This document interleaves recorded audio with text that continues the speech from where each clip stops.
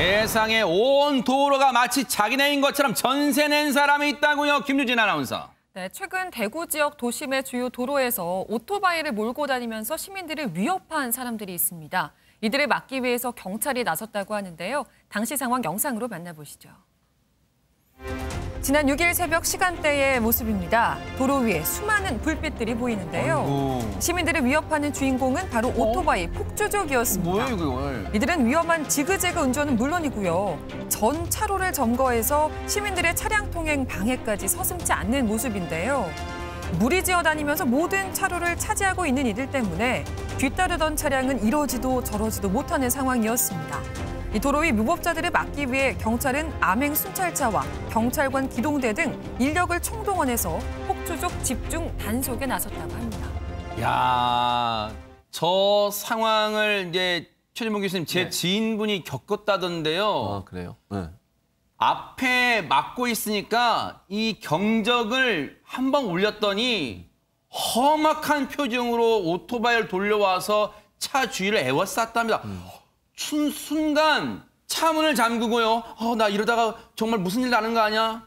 정말 위협을 느꼈답니다. 그러니까 얼마나 위험하겠어요. 저렇게 운전하는 것도 위험한데 지금 말씀하신 그 경우처럼 그거 좀 피하라고 비키라고 켜락션 한번 눌렀다고 해서 와서 위협을 하면 그건 더 위험한 거죠. 얼마나 그 운전하는 분들이 얼마나 무서웠겠습니까? 그런 행동한 건 정말 잘못됐죠. 그리고 저런 행동을 6월 6일 날 새벽에 했는데요. 저렇게 오토바이 타고서 5명이 지금 저기 있었는데 그 5명이서 저런 위험한 행동을 해서 운전하는 모든 사람이 불안해하고 또 그 주변에 소리를 엄청나게 크게 또 키고 다녀요. 네. 막 그 크랙션도 울리기도 하고. 요란한 소리 나더라고요. 요란한 소리 나죠. 예, 뭐 맞습니다. 이상한 소리 나요, 네. 그런 그 주변에 있는 사람도 얼마나 밤에 새벽에 잠도 못 잡니다, 저러면. 아이고. 그래서 엄벌에 처해야 되는데 다행히 이제 경찰과 그다음에 암행 순찰자가 다 동원이 돼서 서행을 유도해가지고 5명을 전부 검거를 했고요. 지금 현재 조사를 하고 있는 상황입니다. 네.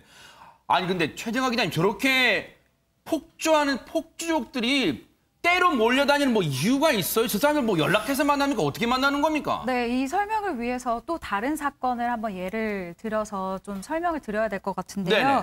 일단 동호회가 따로 있는 건 아니라고 합니다. 아하. 한 20대 남성이 SNS에 오늘 한번 달리자라는 글을 올렸대요. 그랬더니 인원이 이렇게 확 모였던 거죠. 어허. 그러면서 활동을 주도하는 경우가 있었는데 특히 제가 말하는 이 사례의 이 주동자 남성 같은 경우는 폭주족의 맨 앞에서 행렬을 주도를 했고 교통사고를 심지어 낸 뒤에 현장 조치 없이 달아나기도 했다고 세상에. 합니다. 그래서 이 대구 경찰청에서는 지난 1월 31일부터 3월 31일까지 대구 지역 도심 주요 도로에서 이륜차를 이용을 해서 공동 위험 행위를 일삼으며 이런 폭주족 활동을 주도하던 주동자 남성 20대를 지난 8일에 구속을 했다고 합니다. 폭주족도 주동자, 그러니까 쉽게 말하면 리더격이 있나 봐요, 장유미 변호사님. 그렇습니다. 네. 이 SNS에 한번 모이자 한 사람이 본인이 깃발을 든 거니까 주동자라고 판단을 받은 것이고 도로교통법 위반 혐의로 구속영장이 발부가 됐습니다. 네. 그래서 구속 상태에서 지금 재판을 받게 생겼는데요. 아하. 올해 들어서 이렇게 폭주족의 주동자가 잡히고 구속까지 된 것은 첫 사례라고 합니다. 그래요? 그런데 이 주동자뿐만 아니라 지금 경찰은 그 현장에 있었던 오토바이 6대를 압수한 상황이고요. 32명의 관련자도 소환 조사하고 있습니다. 네. 그래서 앞으로도 그 체증한 그 영상을 통해서 여러 명을 추가 입건할 예정이라고 밝혔습니다. 네. 이 폭주족 주동자 남성이 교통사고 낸 뒤 현장 조치 없이 도주하고 또 뭐 도주하기도 했다 그랬잖아요. 여러분 혹시 영화 공공의 적 2 기억나세요? 거기에도 폭주족들이요. 나쁜 마음을 먹고 차량 사고를 내서 사람을 죽게 만들어요. 그런 경우가 영화 소재에도 나올 정도예요. 그런데 이번에 그 폭주족의 주동자가 전국 최초로 검거됐다는 겁니다. 정말 경찰분들이 정말 노고를 하신 거예요. 그런데 주동자를 검거 어떻게 했을까 궁금하잖아요. 경찰 얘기 들어보시고 이어가 보도록 하겠습니다. 저희가 이제 그간 폭주 행위를 캠코더로 이제 채증을 해서요. 네, 그 채증 영상을 분석해서 번호라든지 뭐 입고 있는 옷이라든지 그런 걸로 이제 특정을 해서 검거를 하게 됐습니다. 얘들이 주로 쓰는 그 SNS가 있어서 뭐 오늘 어디에서 한번 좀 달려볼까 이렇게 하면 그걸 보고 이제 일부 이제 그때 좀 번개처럼 그렇게 이제 뭐 이루어집니다. 네. 네. 그러면 보통 한 번 그런 거 할 때 이제 몇 명 정도가 모이나요? 이게 뭐 그 경우에 따라 좀 다 다른데요. 네. 많을 때는 한 30명, 40명까지도 되는 것 같고요. 적을 때는 10명 정도 뭐 그렇게 나오고 그렇습니다. 네. 박성배 변호사님, 혹시 박성배 변호사님도 경찰 현직에 계실 때 혹시 이 폭주족 단속이나 검거로 출동 많이 해보셨을 것 같아요. 폭주족이 현장에 나타났다는 신고를 받은 적이 많다 보니까 현장에서 지구대 인력으로는 도저히 불가능할 경우에 교통 질서계에 연락해 폭주족 검거에 동참해 본 적은 몇 번 있습니다. 그래요? 이 2명 이상이 공동으로 2대 이상의 차를 이용해 각종 위험 행위를 일삼는 이 행위, 또 다른 교통사고를 일으킬 만한 위험천만한 행위입니다. 대구 경찰이 이 폭주족 집중적으로 단속을 벌여서 폭주족들이 꾸준히 검거되고 있다고 하는데 이번 달 6월 중에는 이 폭주 행위뿐만 아니라 이륜차들의 각종 교통법 위반 행위에 대해서도 집중 단속을 벌이고 있습니다. 즉 이륜차에 번호판 미부착, 번호판 가림, 의무보험 미가입, 폭주 수준에 이르지 않는 도로교통법 위반 행위에 대해서 집중 단속을 벌이고 있는데 이번 기회에 이륜차의 교통 질서를 확립하겠다는 의지로 보입니다. 제발 이런 행동 좀 삼가세요. 오토바이는 이동수단입니다. 또는 무언가를 배달하고 나르는 수단이지 운전자들에게 흉기처럼 위협 일삼는 도구로 써야 되겠습니까? 제발 철 좀 드세요. 그리고 이 사람들의 행동은요, 나빠요. 왜 나쁘냐? 정말 건전하게 신호 다 지켜가면서 오토바이 타시는 분들 다 도매금으로 지금 비판받게 만드는 거예요. 그러니까 한번 자신을 잘 돌아보기를 간곡히 부탁드립니다. 따르릉 따르릉 비켜나세요.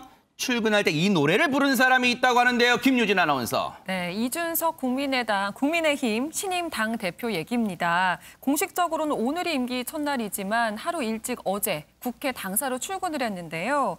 제1야당 대표는 국가의전서열 7위에 해당을 하지만 별다른 의전 없이 자택이 있는 상계동에서 국회의사당역까지 지하철을 타고 이동을 하고 이후에 국회 본관까지는 따릉이라고 하죠. 서울시 대여 자전거를 이용을 해서 이동을 하면서 화제가 됐습니다. 지금 저 모습이네요, 지금. 맞습니다. 이준석 대표는 정실성과 편리함으로는 서울 지하철 그리고 따릉이가 최고의 이동수단이다라고 얘기를 했는데요. 네. 그러면서 원래는 킥보드도 이용을 했었는데 지금 규제가 심해지면서 따릉이를 택하게 됐다라고 밝혔습니다. 야, 따릉이를 타고 당대표가, 그것도 제1야당 대표가 출근하는 모습 정말 이채로운데 일단은 저렇게 출근해가지고요. 김기현 원내대표랑 첫 회동을 했대요. 그 자리에서도 따릉이 얘기가 나왔다는데 한번 들어보시고 이어가 보도록 하겠습니다. 네, 감사합니다. 오늘 따릉이 타고 오셨다면서요? 예, 제가 원래 그 킥보드 타고 다녔었는데요. 킥보드가 각종 규제가 늘어나가지고 이제는 따릉이로 바꿔가지고 타고 다니고 있습니다. 예. 그래 어울리더라고요. 제가 백팩 메고 따릉이 타면 별로 안 어울릴 것 같은데. 해보시죠 한번. 대표님이 딱 따릉이 타고 백팩 메고 나오니까 딱 어울려. 예, 아이고. 굉장히 당이 젊어지는 것 같아서 아주 좋습니다. 예. 근데 따릉이를 타고 가셨어요? 서울시 대여 자전거? 예, 그거 원래 그 국회가요. 그 따릉이 대여소가 아마 밀도가 가장 높은 곳일 거예요. 그게 정치인은 처음 타가지고 이렇게 이슈화 되는 게 참 저는 문제 같습니다, 오히려. 문제라고 보세요? 아니, 뭐 따릉이 타면 되게 편한데 지금까지 왜 아무도 이용 못했을까 이런 생각입니다. 정치인들 중에서는. 뭐 일리가 있는 얘기예요. 뭐 꼭 정치인이 고급 세단, 승용차 타고 다니는 것보다는 저렇게 한두 번쯤은 또 자주 이용하는 것도 괜찮을 것 같은데 근데 박성배 변호사님, 저 이준석 대표가 따릉이를 이용한 것을 일단 좋게 보는 시각도 있는데 지금 한쪽에서는 문제 있는 거 아니냐 이런 말도 나오고 있다면서요. 그렇습니다. 이 제1야당 대표가 공공자전거를 이용하는 모습을 두고 보기 좋다는 반응이 많은데 일각에서는 자전거 탈 때 안전모드 착용해야 하는 것 아닌가라는 지적이 나오고 있습니다. 실제로 지난 2018년 9월 관련 법이 개정되면서 이 공공자전거를 탈 때는 안전모를 착용할 의무가 있습니다. 그래요? 그렇지만 안전모를 착용하지 않는다고 해서 과태료 등 처벌 규정을 두고 있지는 않습니다. 즉 의무는 있대 처벌 규정은 없는 상황입니다. 근데 어쨌든 이준석 대표의 저 따릉이 탄 모습에 일단 이런 문제까지 나온다는 것은 그만큼 이제는 이준석 대표의 행동 하나하나가 모든 사람의 관심의 대상일 수밖에 없다. 또 이걸 보여주는 방증 같습니다. 그런가 하면 최진봉 교수님, 네. 이준석 대표의 행보를 보니까 뭐 기존 관례를 깨는 행보들이 많다면서요. 네, 일반적으로 보면 대표가 당선되고 나면 첫 번째 행보로 현충원을 갑니다. 현충원이 두 군데 있잖아요. 서울에도 있고 대전에도 있습니다. 그러네요. 네. 근데 보통은 다 이제 서울에 있는 현충원을 갔다가 여의도 국회로 가죠. 근데 이준석 대표 같은 경우는 서울에 있는 현충원을 가지 않고 대전에 있는 현충원을 갔어요. 그래요? 이유가 뭐냐면 대전 현충원에 누가 있냐면 어떤 분들이 모셔져 있냐면 천안함에서 전사하신 장병들이 모셔져 있어요. 그래서 아마 그걸 의식해서 간 걸로 보여져요. 그래서 천안함 연평해전 이런 마리논 이게 해군 해병대 다 이제 그 전사자들인데 이분들을 참배로 갔었고요. 아마 지난번에 그 대표 경선 과정에서도 국방부 앞에서 시위를 하고 있었던 천안함 장병들 그분들 가서 위로하면서 본인이 눈물을 흘린 적도 있었거든요. 그래서 아무래도 보수 정당의 대표이기 때문에 안보 이슈를 좀 끌고 가려는 의도가 있는 것 같고요. 아무래도 천안함에 대해서 뭔가 좀 이슈를 만들어서 그걸 통해서 국민의힘에게 유리한 어떤 환경을 만들려는 의도도 있지 않나 이렇게 보여집니다. 네. 국립대전 현충원을 찾아서 했던 얘기 좀 직접 들어보시고 이어가 보도록 하겠습니다.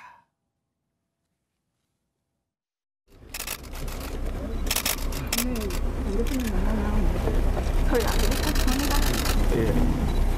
저희 아들이 고등학교 2학년입니다. 이번에 상처도 많이 받았거든요. 근데 감독님이 알던 친구도 보고 저희 아들이 저희 마음 변치 않았으면 좋겠다고. 네.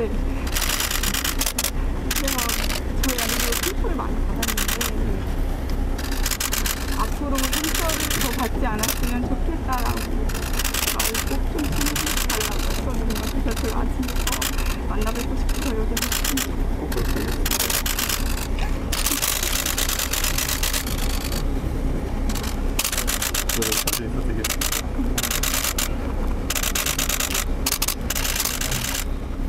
그동안 잘 못 챙겼어요.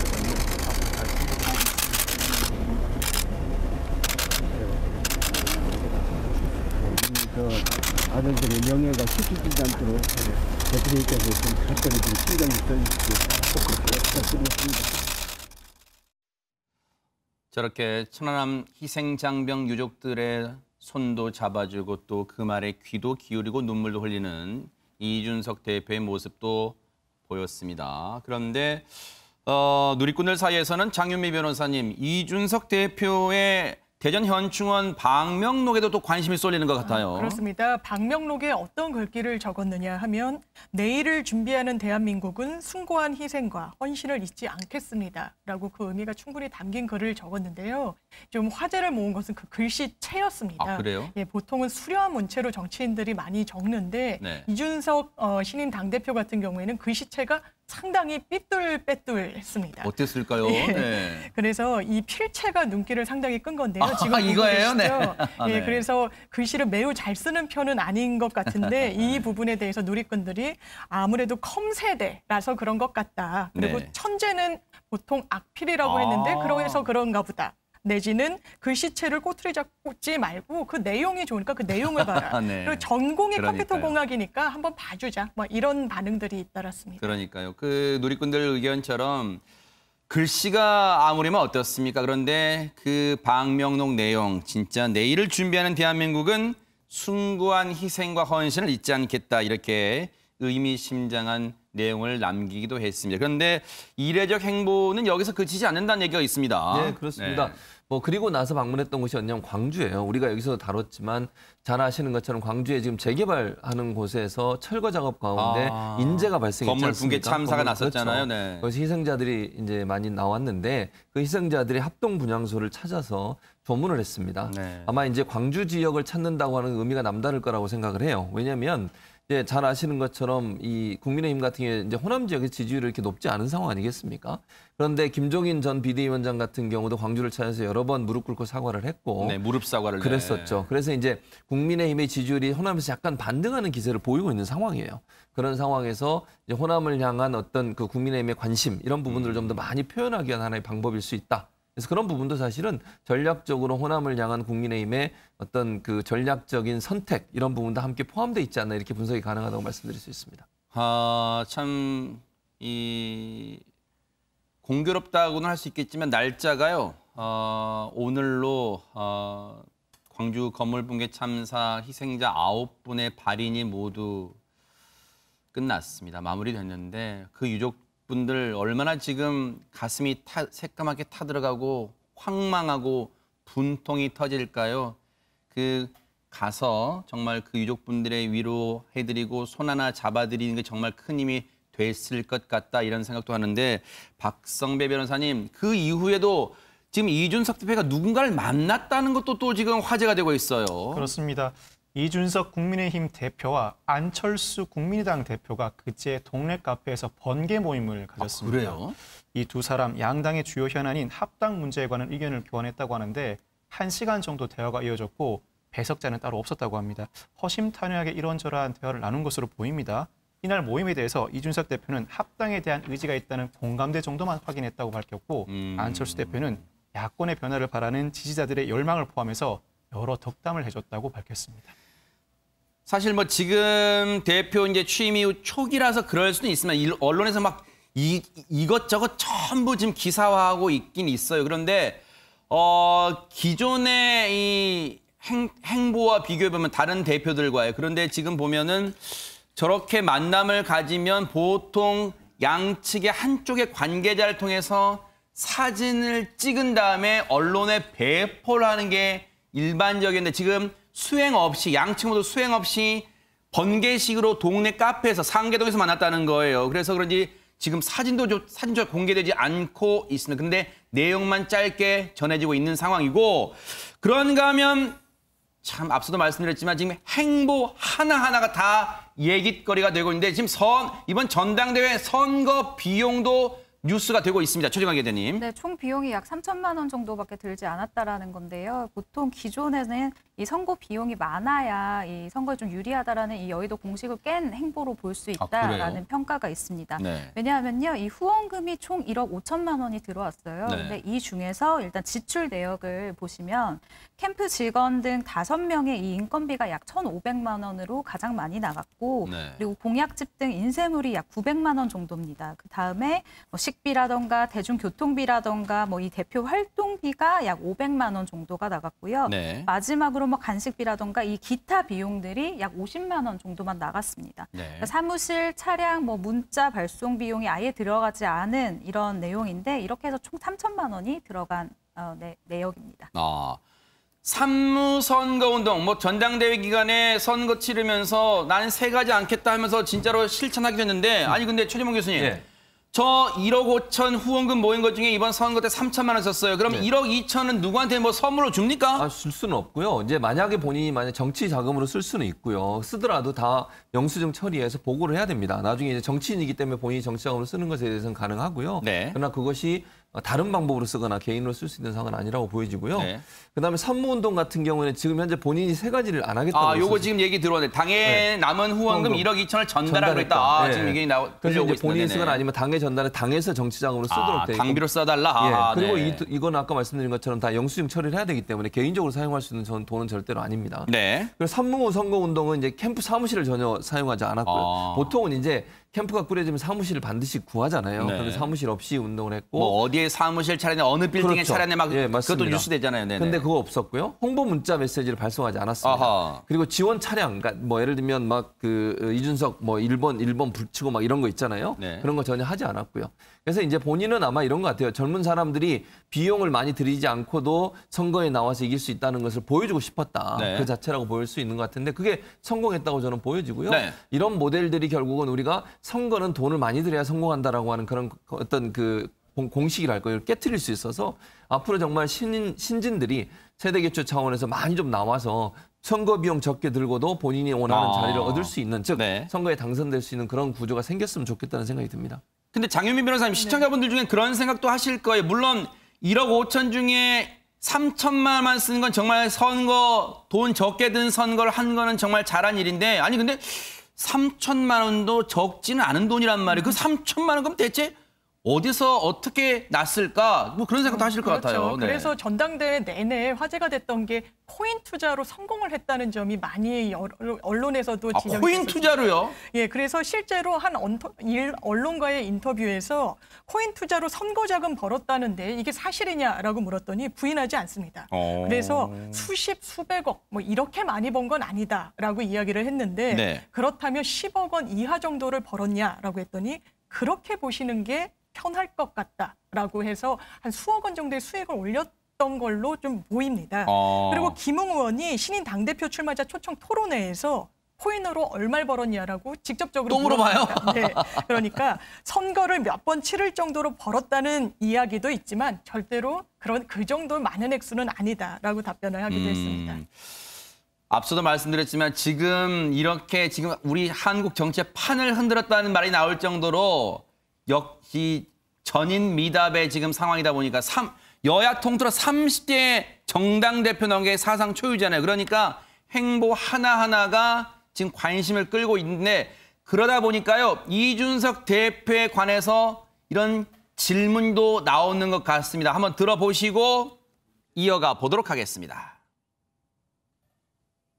나옵니까? 차량을 써야 될지 말아야 될지 고민하고 있습니다. 그렇게 마다할 이유는 없는 것 같은데요. 법인카드는 나오죠? 그거는 이제 당에서 공식적인 비용을 지출할 수 있는 카드가 있습니다. 지금 미혼이시죠? 예, 맞습니다. 여자친구는 있습니까? 그런 개인적인 거 계속 물어보시면 안 됩니다. 당대표니까 또 그 관심사니까. 공적인 인물입니다. 이제. 네. 공적인 인물. 이건 이제 안 물어볼게요. 그거는. 예. 대표 되면 월급 받죠? 월급 없고 당비만 있습니다.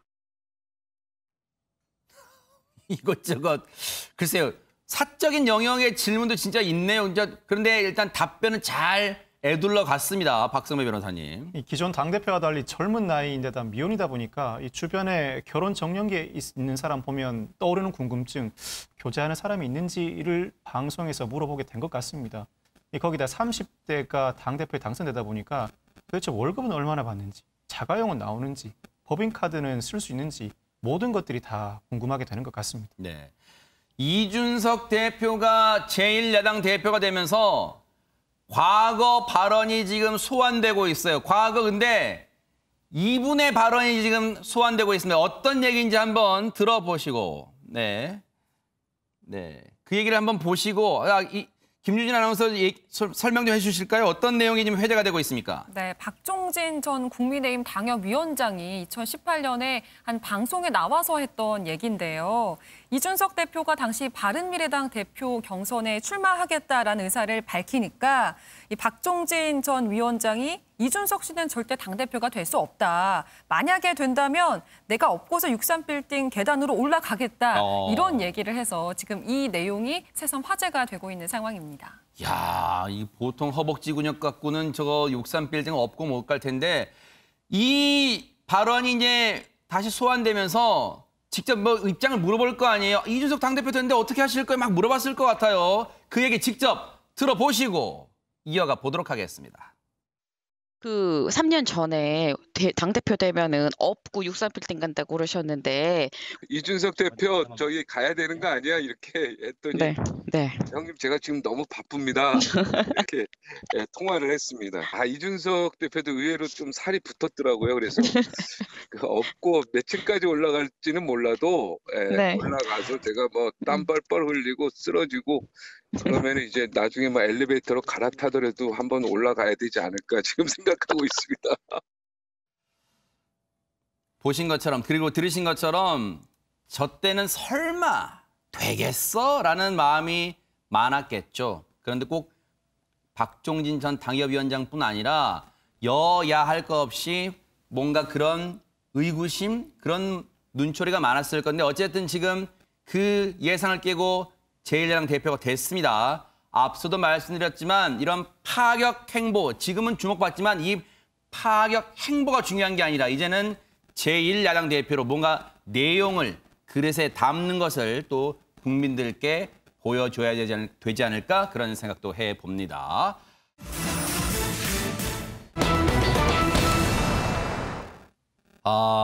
참 마음 아프셨던 분들 많으실 거예요. 우리한테 방랑식객으로 많이 알려졌던 임지호 셰프 정말 안타까운 소식이 들려왔습니다. 김유진 아나운서.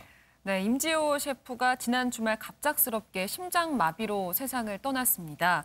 임지호 셰프는 지난 4월까지 강호동 씨 그리고 황재성 씨와 함께 MBN 더 먹고 가에 출연을 했는데요. 그랬었죠. 네, 이 프로그램에서 게스트들과 속 깊은 이야기를 나누고 또 게스트들을 응원해주기 위한 다양한 음식을 직접 해주시는 그런 모습을 볼 수가 있었는데 안타깝게도 이 작품이 유작이 된 셈입니다. 그러네요. 임지호 셰프는 그간 이 자연 식재료를 이용해서 요리하는 것으로 유명했는데요. 2006년엔 외교통상부 장관 표창을 수상하기도 했고 2017년엔 청와대 호프 미팅 때 자연을 안주로 한 요리를 선보이기도 했습니다.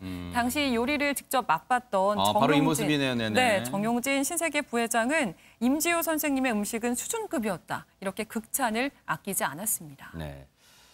여러분 아시겠지만 고 임지호 셰프는요 자연주의를 많이 강조했습니다. 그래서 건강식으로요 많은 스타분들의 또 건강까지도 챙겨주는 그리고 치유를 선물했던 분인데 방송을 통해서 임지호 셰프가 선사한 치유의 음식이 소개된 적도 있습니다. 한번 보시고 이어가 보도록 하겠습니다.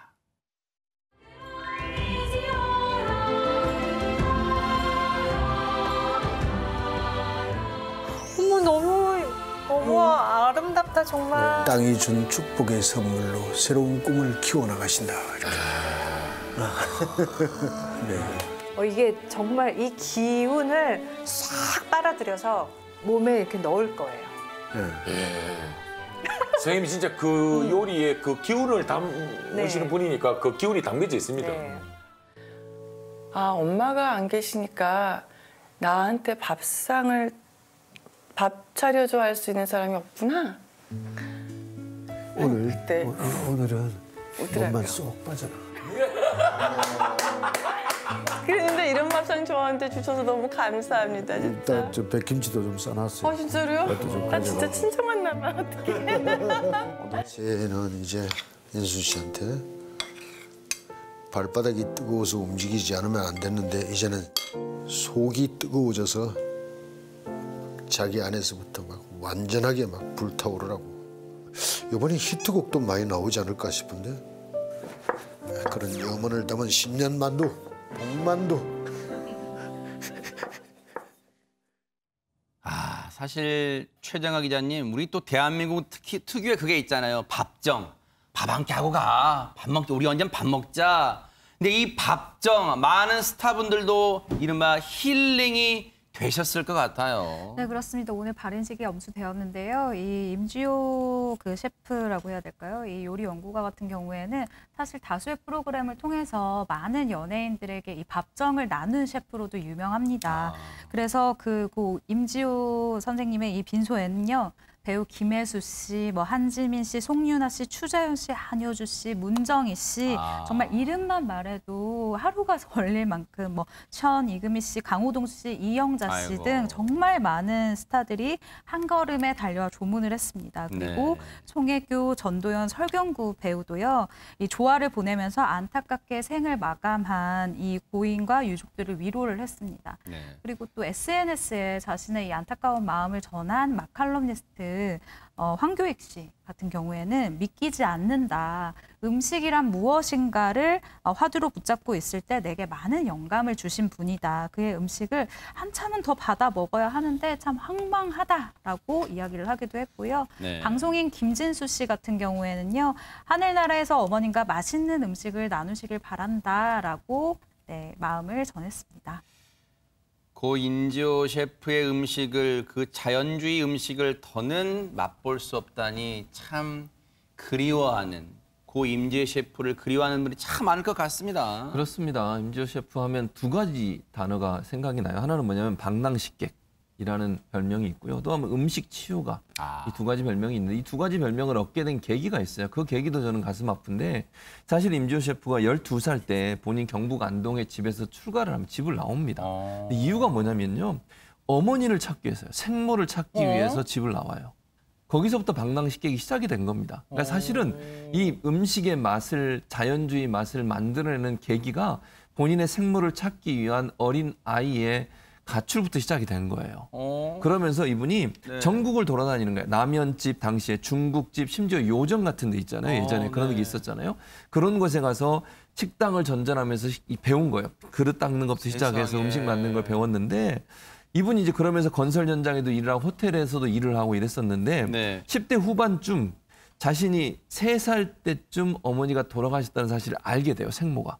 세상에. 네, 그러니까 얼마나 가슴이 아팠겠습니까. 사실은 어머니를 찾기 위해서 방랑식객이 시작이 됐는데 본인이 10대 후반쯤 돼서 어머니가 이미 돌아가셨다는 사실을 알고 마음이 많은 상처가 있었을 거예요. 그럼 그전에는 왜 나한테는 엄마가 없을까 그렇게 생각했다는 거 그렇게 아니에요, 생각한 세상에. 거죠. 그러면서 엄마 찾아 계속 전국을 떠돌아다닌 아이고. 거예요. 그러면서 음식을 배운 거죠. 네. 근데 어머니가 이제 돌아가신 걸 알고 나서 곧 교통사고로 사망하신 걸 알고 나서 그다음부터는 사람의 몸과 마음을 물처럼 맑게 해주는 음식을 만들고 싶은 마음이 생긴 거예요.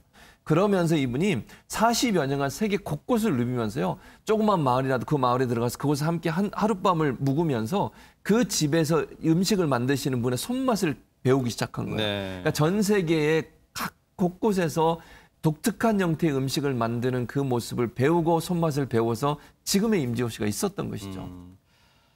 얘기를 듣고 보니 참 가슴 한켠이 먹먹해집니다. 생모를 찾고자 생모에 대한 정을 느끼고자 출발한 게 자연주의 요리 연구가가 됐고요. 그리고 그 요리가 많은 분들에게 힐링이 됐습니다. 과연 고 임지호 요리 연구가에게 어머니는 어떤 존재였을까요? 직접 들어보시고 이어가 보도록 하겠습니다. 집에 계신 어머니가 친어머니가 아니란 걸 알게 된 후에 전국을 떠돌면서 생모의 흔적을 찾아다녔어요. 맛있나? 귀한 재료들을 보면 이걸 어머니를 위해서 음식을 해드렸으면 좋았을 텐데 이런 생각을 가끔 하죠. 나는 어머니라는 얘기만 나오면 울컥하고 막 그러더라고. 제가 일생 동안 살아오면서 가장 중요했던 게 어머니를 찾아 나서는 거였거든. 일생 동안에. 그래서 돈 버는데도 관심 없고 그냥 사람이 좋아서 음식을 했어요. 그리고 오늘까지 이렇게 오는데 거기에는 밑자락에는 항상 어머니라는 게 항상 있는 거예요. 어머니가 옆에 있다는 것은 되게 행복한 일이고 소중한 일이고 항상 만날까? 항상 그 그리움의 그 어떤 그 결과물이 혹시나 만날까? 혹시나 그 핏줄들이 내 음식을 먹을까? 이 절실함이 있었어요. 네. 그래서 사람이 좋아서 음식을 했지. 진짜 그 말이 맞는 것 같아요. 사람은 나이가 들어도 부모 앞에서는 한없이 어린아이잖아요. 근데 장유민 변호사님, 고 임지호 셰프는 60이 넘은 나이에도 늘 어머니를 그리워했습니다. 그렇습니다. 방랑식객이라는 타이틀을 붙이게 된 그 방랑의 길을 떠난 것도 어머님이 정말 그리워서였고 어머님이 돌아가신 사실을 안 이후에도 이 방랑의 길에서 만난 한국의 어머님들께 귀한 재료 또 자연의 재료로 식사를 대접하면서 어머님에 대한 그리움을 표현했다라고 합니다. 네. 이런 귀한 한 식사를 대접을 하면서 여러 사람들이 또 힐링되고 치유되고 치료받는 그런 느낌을 받았다고 하고 거기에는 연예인분들도 예외가 아니었던 것 같습니다. 자신의 생모에게는 따뜻한 밥 한 끼를 차려드리진 못했지만 그래서 그 마음으로 전국을 돌면서 어르신들에게 따뜻한 밥 한 끼, 따뜻한 손 한번 잡아주셨던 고 임지호 요리 연구가 있는데 보통 그런 얘기를 하잖아요. 훌륭한 요리 연구가는 셰프들은 자신을 위한 요리는 좀 소홀하다. 그런 말이 있는데 고 임지호 셰프는 어땠을까요? 얘기 들어보시고 이어가 보도록 하겠습니다. 내 주변에 아무도 없을 때 제가 혼자서 이제 밥을 해 먹어야 할 때는 나를 위해서 해 먹고 싶은 생각이 없어요. 라면을 끓여줘도 누가 끓여주면은 괜찮아요. 맨날 며칠고 굶을 때가 있어요. 혼자서. 누가 해주면 먹겠는데. 그렇지. 나 혼자 나를 위해 만들긴 싫다. 그런가 보면 박성배 변호사님 끝까지 마지막 순간까지 나보다는 남에게 나눠주는 삶을 살다 가셨네요, 진짜. 영화 밥정의 박혜련 감독은 임 선생님은 사람을 정말 좋아하는 분이었다. 상대에게 정성을 다해 최고의 음식을 해주시던 분이다라고 해상을 했습니다. 그리고 임지호 셰프의 부고 소식은 더 먹고가 시즌2 준비 중에 들려왔는데 더 먹고가의 CP, 김시중 CP는 임 선생님은 출연자뿐만 아니라 스태프들에게도 너무 잘해주셨다. 한 번은 새벽에 고기를 사와서는 50명이나 되는 스태프들에게 직접 국밥을 만들어주기도 하셨다. 아버님과 같은 분이었다고 회상하기도 했습니다. 세상에. 비단 한때 인연이 있었던 국내 내로라는 연예인 분들만 지금 고 임지호 요리연구가를 추모하게 했습니까? 아마 방송으로 간접적으로 접했던 많은 시청자분들 또 국민분들도 사실 65이면요. 정말 많은 걸 도전해보고 싶고 아직도 많은 걸 하고 싶고 그런 열정이 가슴 한켠에 남아있는 그런 나이입니다. 한창 나이입니다. 그런데 우리 곁을 떠났습니다. 그래서 너무 안타까운 거예요. 그래서 여전히 우리는 고 임지호 셰프가 그리운 거 아닐까 이런 생각을 해봅니다. 고 임지호 셰프님, 하늘에서 그토록 그리워하던 어머니 만나셔서요. 따뜻한 밥 한 끼 천국에서는 꼭 대접해 드리는 걸 뉴스파이터도 기원하겠습니다. 삼가 고인의 명복을 빌겠습니다.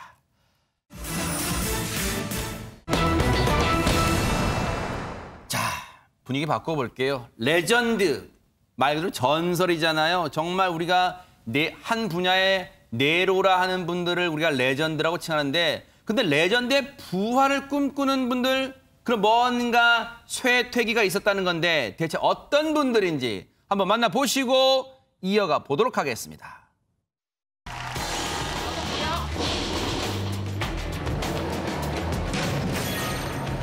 태원님께 전화 드렸어요. 혹시 같이 나와줄 수 있으신지.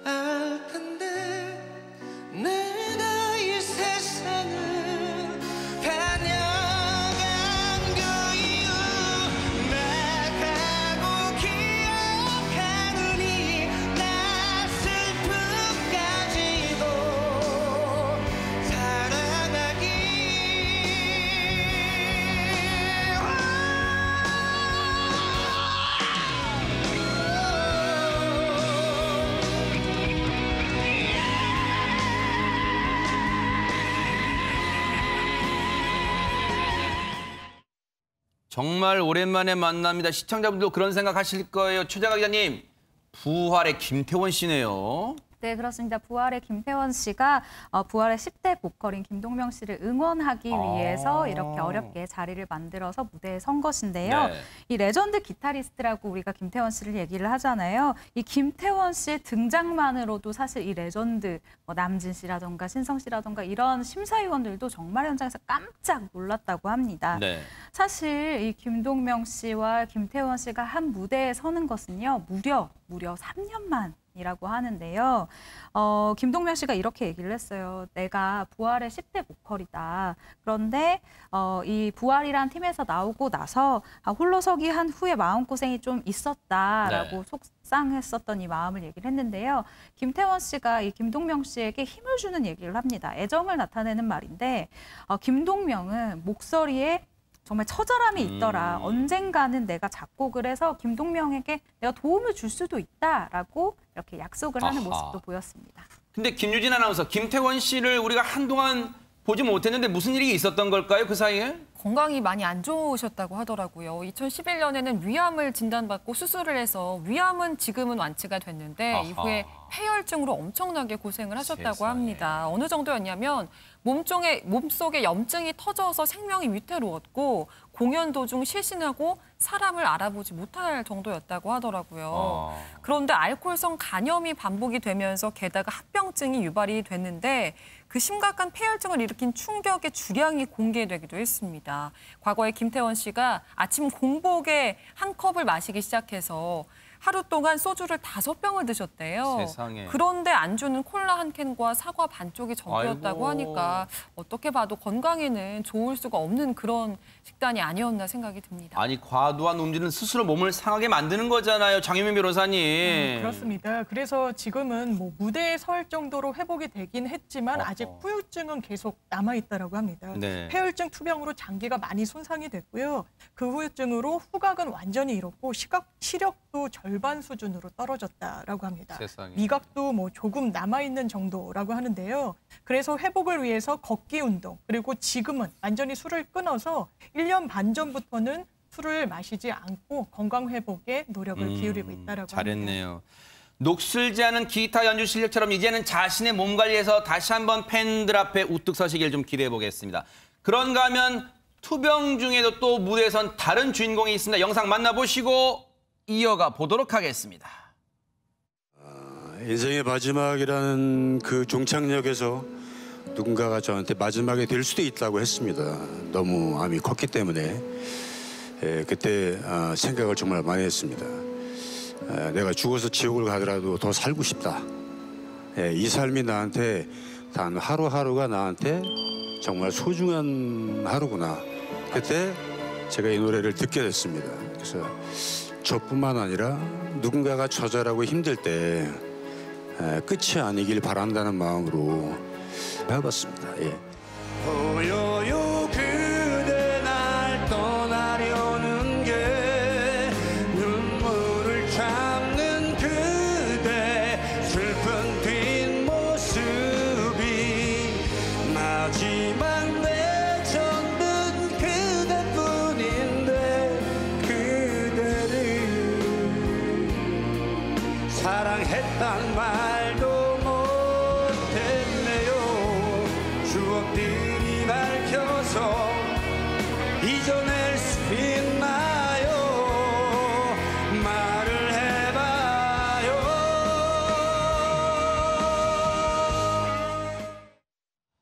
노래를 업으로 삼는 가수든 아니면 전문적인 가수가 아니든 정말 노래를 선택하는 다 나름의 사연이 있네요. 그러니까요. 김용호 씨가 불렀던 이 노래도 윤도현의 끝이 아니길이라는 곡인데요.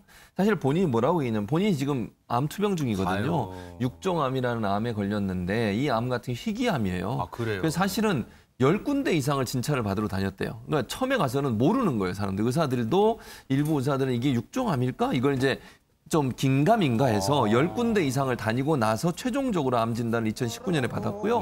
일반적으로 암이 이제 5년 정도 지나야 완치가 되고 판정이 되기 때문에 현재 회복 중에 있는 것으로 알려지고 있는데 이분이 이런 얘기를 했어요. 뭐라고 얘기했냐면 누군가 내게 마지막이 될 수 있다고 내가 죽어서 지옥을 가더라도 더 살고 싶다는 마음을 가졌다. 그러니까 살고 싶은 열망인 거잖아요.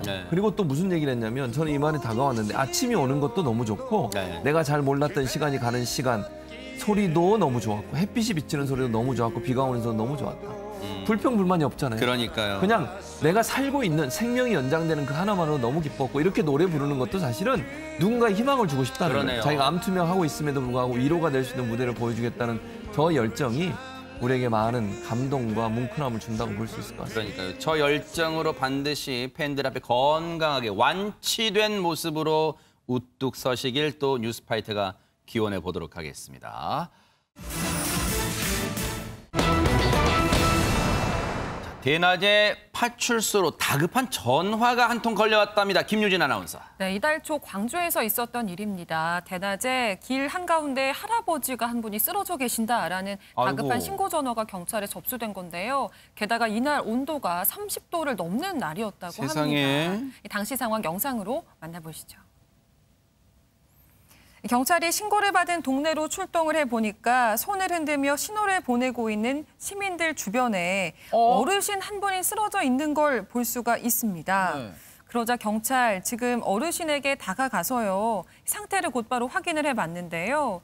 하지만 이 어르신은 횡설수설하면서 제대로 말을 하지 못하는 상황이었습니다. 아이고. 경찰은 일단 더위에 지친 것 같은 이 어르신을 그늘로 옮기기로 했고요. 앞에서 식당을 운영 중인 한 시민이 어르신을 위해서 식당 의자까지 챙겨 오셨다고 해요. 네. 때마침 이렇게 구급차가 도착을 했는데 검진을 해본 결과 어르신은 다행히 건강에 큰 이상이 없는 상태였다고 합니다. 네.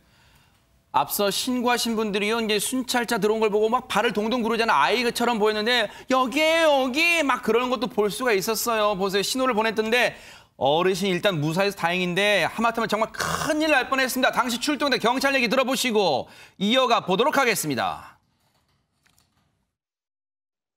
일단 그때 날씨가 너무 덥기도 했고 땀을 계속 흘리고 계셨고 그냥 혼자서 걷지는 못하는 상태로 쓰러져 계셔가지고 계속 병원에 가보자고 했는데 괜찮다고 집에 가고 싶다고 하시더라고요. 계속 제가 말을 걸었는데 귀도 잘 안 들리시는 것 같았고 그리고 계속 똑같은 말 반복하시고 그래가지고 아니, 박성배 변호사님, 혹시 가족분들하고 연락이 닿았을까요? 어떻습니까? 경찰이 먼저 주소를 물어봤지만 어르신은 제대로 답을 하지 못합니다. 그렇지만 경찰은 단서를 발견하게 되는데요. 영상으로 확인해 보시겠습니다. 단서가 있었어요, 네. 경찰, 어르신의 옷주머니에서 무언가를 발견합니다. 바로 신분증이 들어있는 지갑이었는데요. 이를 통해서 다행히 주소를 확인할 수 있게 됐습니다. 먼저 가까운 거리에 있는 주소지로 가봤더니 가족들이 어르신을 애타게 찾고 있는 상황이었습니다. 이 경찰이 어르신과 순찰차를 타고 집으로 이동하던 중 저 멀리서 누군가가 다급하게 뛰어옵니다. 바로 어르신의 가족입니다. 네. 가족들 무사한 어르신을 보고 그제야 안심할 수 있었습니다. 야, 천만다행이네요. 가족분과 또 연락이 닿았어요. 근데 장윤미 변호사님, 일단 처음에 저 어르신이 쓰러져 계신 것을 보고 신고해 주신 주민분들이 정말 대단하십니다. 그렇습니다. 남의 일이라고 지나친 게 아니라 내 일처럼 우리 가족 일처럼 바로 이 시민분들이 경찰에 신고를 했고 또 경찰차를 보니까 바로 여기라고 손을 흔들어서 신호도 보내고 또 식당 주인분은 의자를 갖고 와서 그늘에서 쉬실 수 있도록 배려하고 이런 분들이 있기에 대한민국이 좀 건강하게 좀 발전하는 게 아닌가 이런 생각도 듭니다. 네. 만약에 보고도 지나쳤다면 장윤미 변호사님 말씀처럼요. 그리고 보고도 그냥 대수롭지 않게 생각해서 신고를 게을리했다면, 소홀히 했다면 보통 우리 그런 얘기 하잖아요. 쓰러져 계셨을 때는 분명 골든타임이 있었을 거예요. 근데 그 시간이 지체됐다면 저 어르신의 건강에도 큰 치명적인 일이 발생했을지도 모르잖아요. 정말 우리의 시민 정신이 빛을 발한 순간이지 않나 이런 생각도 해봅니다. 우리 경찰분들도 정말 도움을 많이 주셨고요.